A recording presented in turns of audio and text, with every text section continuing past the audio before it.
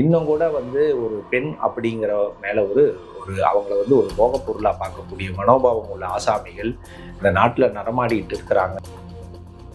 ஒரு சக மனிதனுடைய சுபாவம் சரியில்லைன்னா கூட அவனை கண்டிப்பாக வந்து அவங்க காவல்துறை கவனத்திற்கு அவனை எடுத்துகிட்டு போகக்கூடியது சக மனிதர்களுடைய கடமை. ஏன்னா கொலைகள் செய்கிறாங்க, பாலியல் பலாத்காரம் செய்கிறாங்க அப்படின்னா இந்த சமுதாயத்தில் இருக்கக்கூடிய மிக முரண்பாடான நிறைய விஷயங்கள்னால தான் இந்த மாதிரி எண்ணங்கள் எல்லாம் அவங்களுக்கு தலை தூக்குது.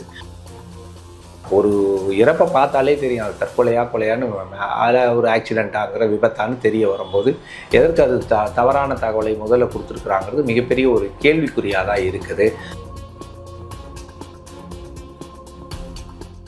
அனைவருக்கும் வணக்கம்.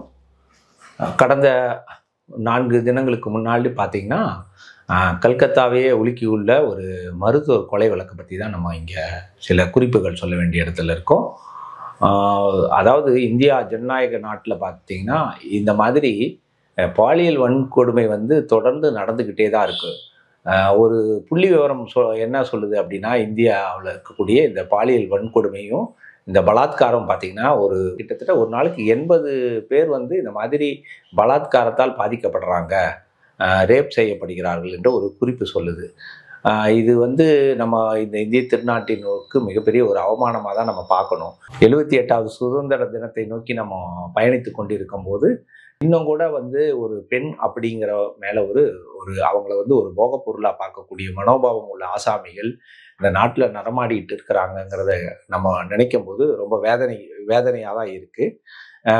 இந்த நிகழ்வுகள் பார்த்திங்கன்னா அந்த அங்கே கல்கத்தாவில் இருக்கக்கூடிய ஒரு அரசு மருத்துவமனையில் தான் இது நடந்திருக்கு. ஒரு செமினாரில் ஹாலில் வந்து அந்த பயிற்சி பெண் மருத்துவர் வந்து ரெஸ்ட் எடுக்க தங்கியிருக்காங்க. ஒரு நள்ளிரவு தங்கியிருக்காங்க. விடிகாலையில் வந்து ஒரு மிகப்பெரிய ஒரு கொடூர நாள் வந்து மிக மோசமாக தாக்கப்பட்டு கற்பழிக்கப்பட்டு கொலை செய்யப்பட்டுள்ளார். இதை தொடர்ந்து வந்து பார்த்திங்கன்னா இந்தியாவில் உள்ள அனைத்து மருத்துவர்களும் மிகப்பெரிய போராட்ட களத்தில் குதிச்சிருக்காங்க. ஏன்னா மருத்துவருக்கான தனி சட்டம் இயற்ற சொல்லி அவங்க வந்து அந்த போராட்டத்திற்கான முக்கிய கோரிக்கையாக வைக்கப்பட்டுள்ளது. அரசு வந்து கண்டிப்பாக மத்திய அரசு அதை கவனத்தில் எடுத்து ஒரு பில் பாஸ் பண்ணணுங்கிறது இந்த வேலையில் வந்து நம்ம வந்து நம்மளுடைய பதிவாகவும் நம்ம சொல்ல விரும்புகிறோம். தொடர்ந்து என்னன்னா, இந்த கொலை வழக்குகளுக்கெல்லாம் இந்த மாதிரி ஒரு மிக மோசமான கொடூர எண்ணத்தோட கொலைகள் செய்கிறாங்க, பாலியல் பலாத்காரம் செய்கிறாங்க அப்படின்னா இந்த சமுதாயத்தில் இருக்கக்கூடிய மிக முரண்பாடான நிறைய விஷயங்கள்னால தான் இந்த மாதிரி எண்ணங்கள் எல்லாம் அவங்களுக்கு தலை தூக்குது. பேசிக்காக பார்த்திங்கன்னா இது ஒரு சைக்கோத்தனமான ஒரு விஷயமாக தான் நம்ம பார்க்க முடியுது. அதுவும் இல்லாமல் பார்த்திங்கன்னா இன்றைக்கி இந்த கார்ப்பரேட் கம்பெனின்னு சொல்லக்கூடிய மிகப்பெரிய நிறைய கம்பெனிகளிலும் இந்த பணத்தை ஈட்டுவதற்காக பல முறைகள் சினிமாவாகட்டும் இல்லை ஒரு சோஷியல் மீடியாவாகட்டும் இதில் வந்து பார்த்திங்கன்னா நிறைய முரண்பாடான ஒரு பாலியல் சம்மந்தப்பட்ட வீடியோக்களும் சினிமாக்களும் இச்சையை தூண்டக்கூடிய பல விஷயங்கள் வந்துக்கிட்டே இருக்குது. தொடர்ந்து வர்றதுனால லட்சக்கணக்கான படங்கள் வந்துகிட்டே இருக்குது. இதை வந்து இப்போது இந்த வயது பசங்க தான் பார்க்கணுங்கிற ஒரு எந்த கட்டுப்பாடு இல்லாத எல்லாரும் பார்க்கக்கூடிய சூழ்நிலை வந்து இன்றைக்கி உருவாயிடுச்சு. ஒரு சைடில் இதெல்லாம் உருவாக்குறவங்களுடைய ஒரே இலக்கு பணம் பண்ணுவது மட்டுமேங்கிறது தான் அவங்களுடைய இலக்காக இருக்குது. ஆனால் இதனால் சமூகத்துக்கு மிகப்பெரிய எவ்வளோ பெரிய கேடு வருதுங்கிறத எந்த அரசுமே பார்க்குறதில்லை. இது வந்து இந்திய அரசு மட்டும் நம்ம இதை எடுத்து சொல்ல முடியாது. இருந்தாலும் சில பார்த்திங்கன்னா கல்ஃப் கண்ட்ரியில் பார்த்திங்கன்னா நிறைய இந்த மாதிரி விஷயங்கள் தடை செய்யப்பட்டு உள்ளது. அதுக்கப்புறம் ரெஸ்ட்ரிக்ஷன் உண்டு. அவ்வளோ சீக்கிரம் எந்த ஒரு வலைத்தளத்துக்குள்ளே ஈஸியாக எல்லோரும் உள்ளே போய் பார்த்துட முடியாது. பட் இந்தியா ஒரு ஜனநாயக நாடாக இருந்தாலும் நிறைய இந்த மாதிரி கட்டுப்பாடுகளையும் வந்து விதிக்கணுங்கிறது தான் நம்மளுடைய விருப்பம் கூட கோரிக்கையும் கூட. ஏன்னா இது வந்து மிக பெரிய சமூக அவலத்திற்கான ஒரு வழிகாட்டுதலை தான் வந்து ஏற்படுத்துங்கிறது தான் உண்மை. ஏன்னா இப்போ நம்ம நடந்த இந்த கல்கத்தா நிகழ்வுகளை பார்த்திங்கன்னா ஒரு மனிதன் இப்படியும் இருப்பானா அப்படிங்கிற அளவுக்கு கற்பனை செய்ய முடியாத அளவுக்கு ஒரு சம்பவத்தை வந்து அரங்கேற்றி உள்ளான். இந்த மாதிரி ஒரு கொடூரமான சம்பவங்களை சில படங்களில் கூட நீங்கள் பார்த்தீங்கன்னா காட்சிப்படுத்தப்பட்டு இருக்கும். ஸோ இந்த மாதிரி காட்சிப்படுத்தப்படக்கூடிய அவனுடைய மனோதத்துவ ரீதியாக அதை அவன் எடுத்துக்கிட்டு அதில் ஏதோ ஒரு வகையான அவனுக்கான ஒரு இன்பம் கிடைக்குதுங்கிறதுனால தான் இந்த மாதிரி இந்த திசையில் அவன் பயணிக்கிறான். இந்த விஷயத்தில் இன்னும் நம்ம கூர்ந்து கவனிக்க வேண்டும் என்றால், இப்போ ஒரு அரசு மருத்துவமனைங்கும்போது எப்போவுமே அந்த ஒரு மருத்துவமனையில் கூட்டங்கள் இருந்துகிட்டே இருக்கும், ஒரு செக்யூரிட்டி இருப்பாங்க. அப்படி இருக்கும்போது ஒரு செமினார் ஹாலில் ஒரு பொண்ணு இருக்கிறாங்க, தங்கி இருக்கிறாங்கன்னா அதை எப்படி காண தவறி விட்டார்கள் என்பது ஒரு பெரிய கேள்விக்குறியாக இருக்குது. அதே மாதிரி பார்த்தீங்கன்னா, அவங்க இறந்து ஒரு 9 மணி, காலை 9 மணிக்கு தான் அந்த சடலத்தை மீட்டெடுக்கிறாங்க. அதுக்கப்புறம் பல கேள்விகளை வந்து இந்த மாணவர்களும் மருத்துவர்களும் இதில் சந்தேகத்தின் பல கேள்விகளை வந்து எழுப்புகிறாங்க. என்ன அப்படின்னா, எடுத்ததுமே வந்து போலீஸ் தரப்புலையும் சரி, அந்த மருத்துவமனையிலையும் சரி, அந்த பெண் வந்து தற்கொலை செய்து கொள்ளப்பட்டதாக வந்து ஒரு தகவலை கொடுத்து தான் வந்து அவங்களுடைய பெற்றோருக்கு தெரிவிக்கிறாங்க. ஒரு இறப்பை பார்த்தாலே தெரியும், அது தற்கொலையா கொலையான்னு, அதில் ஒரு ஆக்சிடெண்ட்டாங்கிற விபத்தான்னு தெரிய வரும்போது எதற்கு அது தவறான தகவலை முதல்ல கொடுத்துருக்குறாங்கிறது மிகப்பெரிய ஒரு கேள்விக்குறியாக தான் இருக்குது.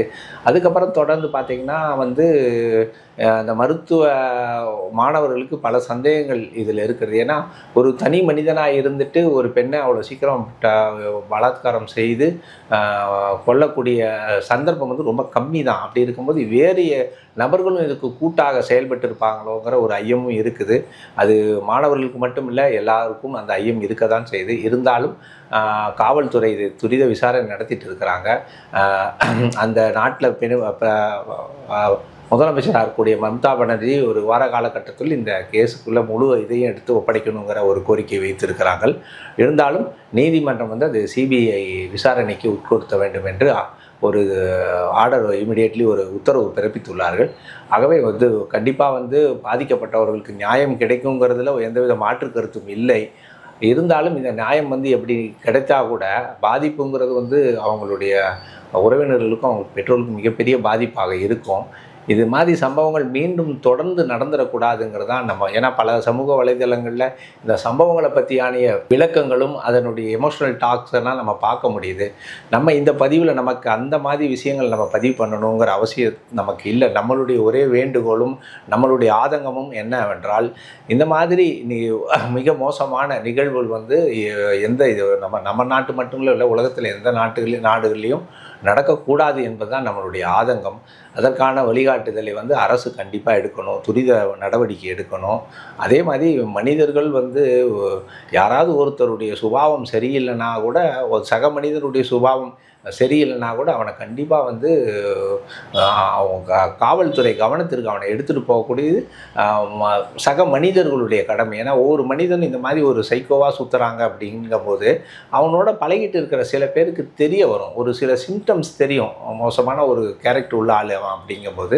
இந்த மாதிரி ஒரு நமக்கு ஒரு உறுத்தலாக இருக்கும்போது இமிடியேட்லி அவன் அதை காவல்துறைக்கு வந்து அவன் மேலே வந்து ஒரு கவனத்தை எடுத்துகிட்டு வரக்கூடிய கடமையை நம்ம செய்ய வேண்டும். அது நமது கடமையும் கூட. இந்த ரொம்ப வருத்தமான ஒரு விஷயத்தை இங்கே பதிவு பண்ணியிருக்கிறோம்.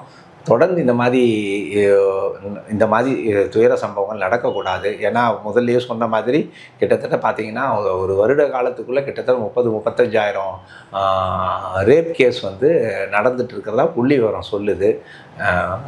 இங்கே பெண்கள் ரொம்ப சுதந்திரமாக இருக்கிறாங்க. இன்றைக்கி இப்படி சுதந்திரமாக இருந்தால் கூட இந்த மாதிரி ஒரு விஷயங்களை வந்து எப்படி நடக்குதுங்கிற ஒரு கேள்விக்குறி. பெண்களுக்கும் இந்த வேலையில் நம்ம சொல்ல வேண்டிய விஷயம் என்னென்னா, ரொம்ப கவனமாக இருக்கணும்.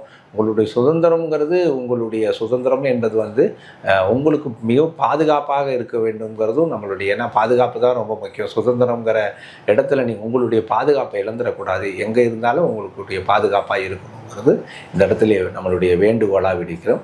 வருத்தங்களுடன் வணக்கம்.